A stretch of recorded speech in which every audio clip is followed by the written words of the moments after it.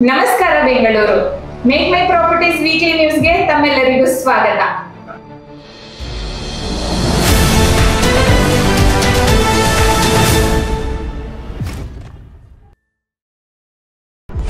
ಬೆಂಗಳೂರಿನ ಕೊಡಿಗೆಹಳ್ಳಿಯ ಬಹುದೊಡ್ಡ ಭೂ ಮಾಫಿಯಾ ಹಗರಣ. ನಕಲಿ ದಾಖಲೆ ಬಳಸಿ ಸರ್ಕಾರಿ ಜಮೀನು ಕಬಳಿಕೆಗೆ ಯತ್ನ. ಬರೋಬ್ಬರಿ 350 ಕೋಟಿ ಮೌಲ್ಯದ 14 ಎಕರೆ ಭೂಮಿಯನ್ನು ವಶಪಡಿಸಿಕೊಳ್ಳಲು ಪ್ರಯತ್ನಿಸಿದ್ದಾರೆ. ಬಿ ಖಾತೆಗಳಿಗೆ ಎ ಖಾತಾ ಮಾನ್ಯತೆಗೆ ಜಿಬಿಎ ತಯಾರಿ. ಗ್ರೇಟರ್ ಬೆಂಗಳೂರು ಪ್ರಾಧಿಕಾರದಿಂದ ಹೊಸ ಆಪ್. ಆದೇಶವಾಗಿ 1 ತಿಂಗಳು ಸಮೀಪಿಸಿದ್ರೂ ಇನ್ನೂ ಎ ಖಾತಾ ವಿತರಣೆ ಆಗಿರಲಿಲ್ಲ. ಈಗ ಜಿಬಿಎ ಇಂದ ಹೊಸ ಸಾಫ್ಟ್ವೇರ್ ಸಿದ್ಧಪಡಿಸುವ ಕಾರ್ಯ ಮುಕ್ತಾಯವಾಗಿದೆ.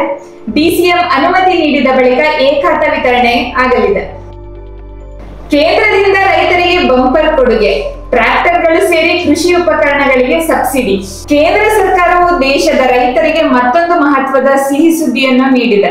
ಪ್ರಧಾನಿ ನರೇಂದ್ರ ಮೋದಿ ಅವರ ಅಧ್ಯಕ್ಷತೆಯಲ್ಲಿ ನಡೆದ ಕೇಂದ್ರ ಸಚಿವ ಸಂಪುಟ ಸಭೆಯಲ್ಲಿ ಒಟ್ಟು 24,000 ಕೋಟಿ ರೂಪಾಯಿಗಳ ಮೌಲ್ಯದ ರೈತ ಪರ ಯೋಜನೆಗಳಿಗೆ ಅನುಮೋದನೆಯನ್ನು ನೀಡಲಾಗಿದೆ.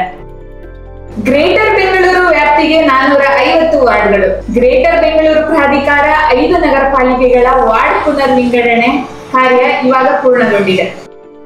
ಶೀಘ್ರವೇ ಗ್ರೇಟರ್ ಬೆಂಗಳೂರು ಪ್ರಾಧಿಕಾರಕ್ಕೆ ಕೆರೆಗಳ ಹಸ್ತಾಂತರ.